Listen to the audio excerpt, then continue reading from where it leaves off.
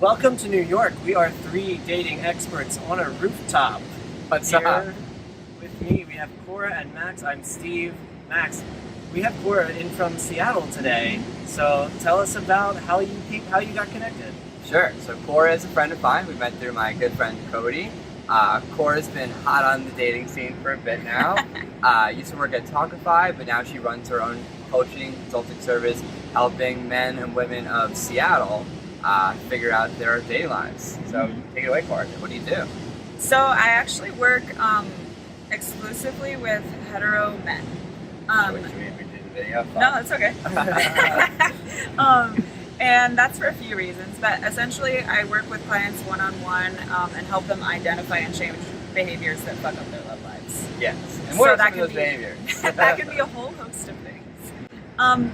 Usually, more often than not, it's like repeating patterns of choosing the wrong people or kind of freaking out at a certain stage and getting to know someone, or not having trouble connecting because they're either not sharing enough about themselves or they're not listening. They're not like allowing whoever's sitting across from the table to share. Or just like, this is my time to speak. This is what I need to get to you to know about me. Yeah, exactly. So a lot of times I see different iterations of someone taking, because most of my clients are very professionally successful, so I see a lot of taking kind of a professional confidence or a framework that works really well in that world and superimposing it on the world of intimacy and relationship building. Okay.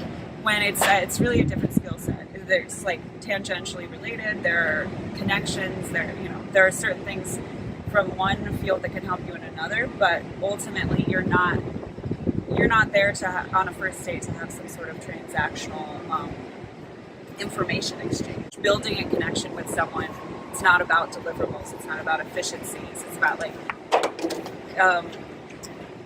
exploring your dispositions together and Sure. like exploring ideas together and really playing around. There's a lot of play in it, playing around with like, okay, what is this dynamic between the two of us feel like? What can it look like? How can it be? Yeah.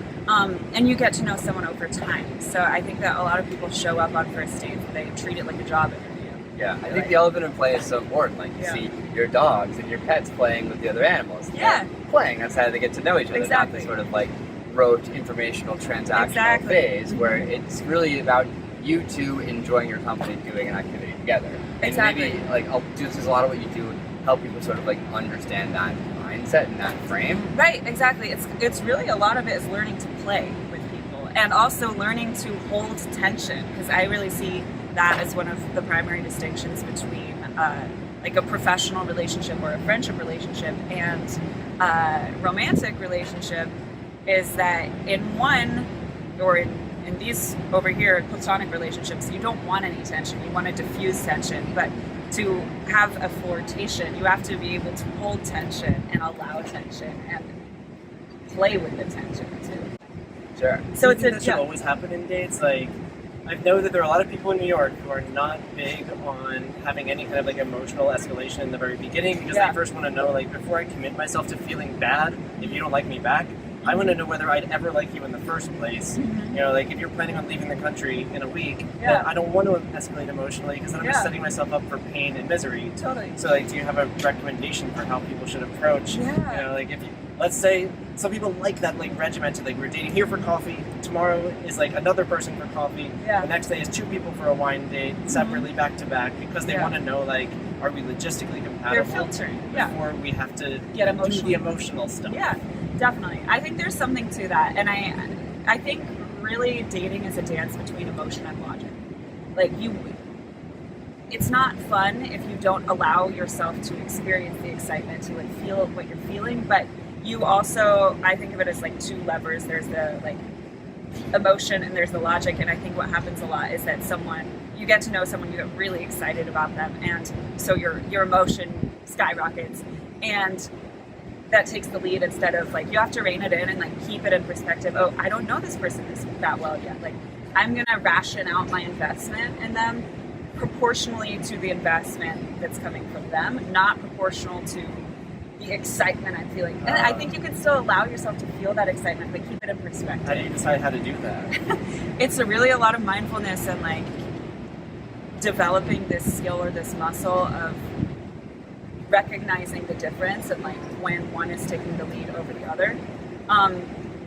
And yeah, not getting so regimented in one or the other where you're completely leading with how you feel and you're not taking a perspective like, oh, here are all these red flags I'm choosing to ignore, you know? But also not completely, I think we have to allow space for that playfulness and for the unexpected and for spontaneity and for what that connection to be unique and to grow into what it is instead of trying to force it into a box of what we think it should be. Totally. So I really think it's a dance between the two.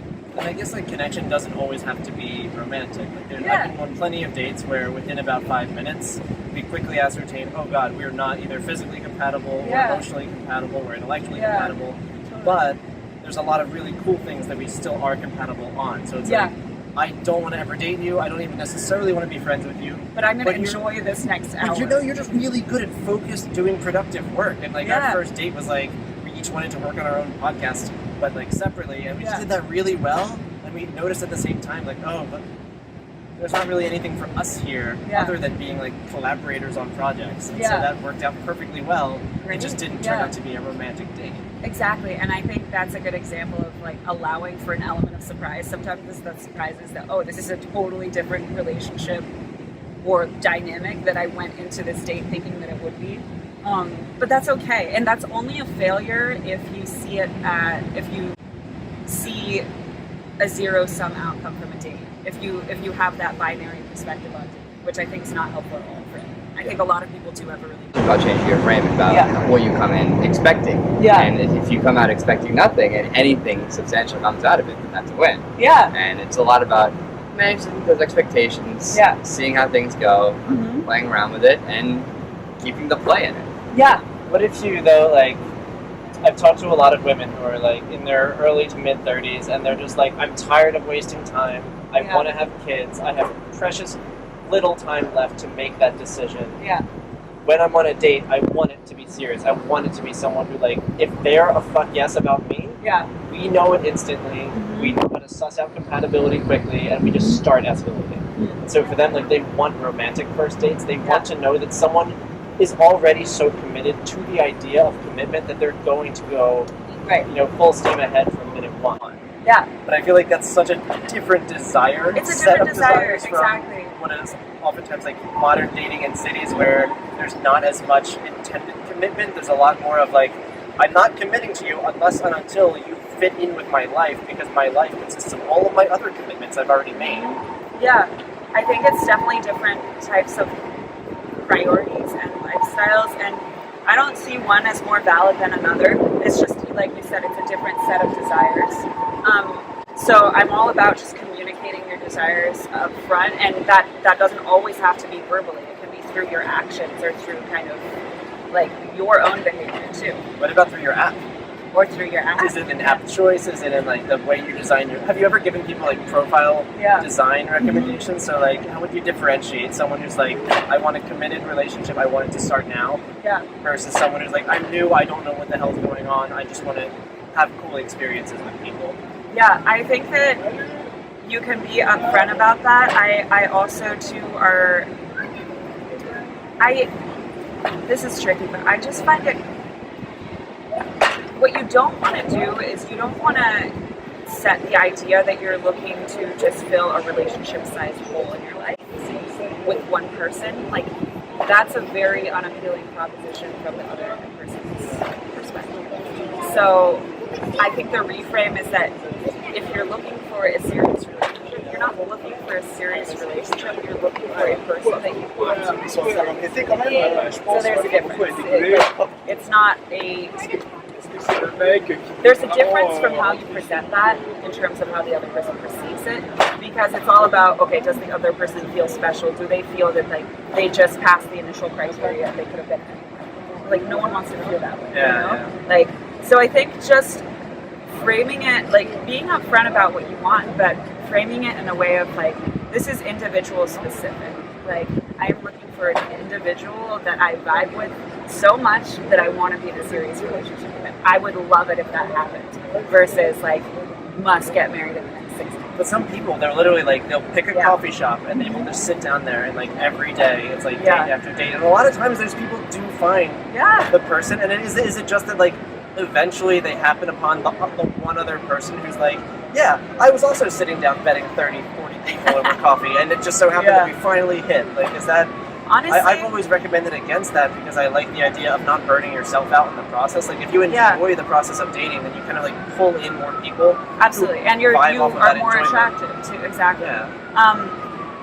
Guess that works for some people, you know? Like, I'm not really into it either. I wouldn't really recommend it either. I just think it's antithetical to the whole, like, process of everything we've talked about. Like, setting up an environment where, making dating fun, like, focusing more on building a life you're excited about so that you're not relying on that other person. And, like, you can be really upfront. You can really own that desire that you do want a serious relationship.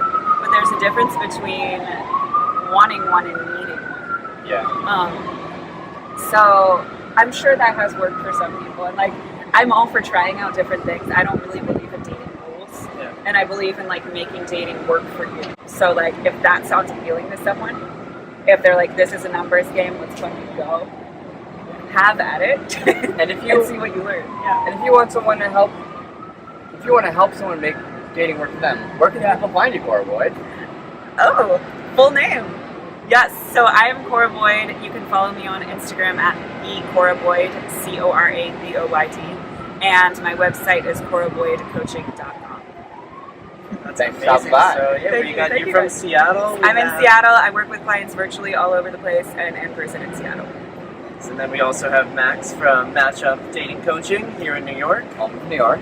Also open to clients from anywhere? Yes. You can find me on matchupcoaching.com or on Instagram, matchupcoaching. Excellent. And I'm Steve Dean. I run dateworking.com, also consulting for individuals as well as enterprise clients too. So if you're in the dating industry and want to build an app or launch an app, talk to me. Thank you for being here on this rooftop tonight. Today. This evening, this late afternoon. Late afternoon in New York City on a beautiful day. Farewell, people. Thank you for being here.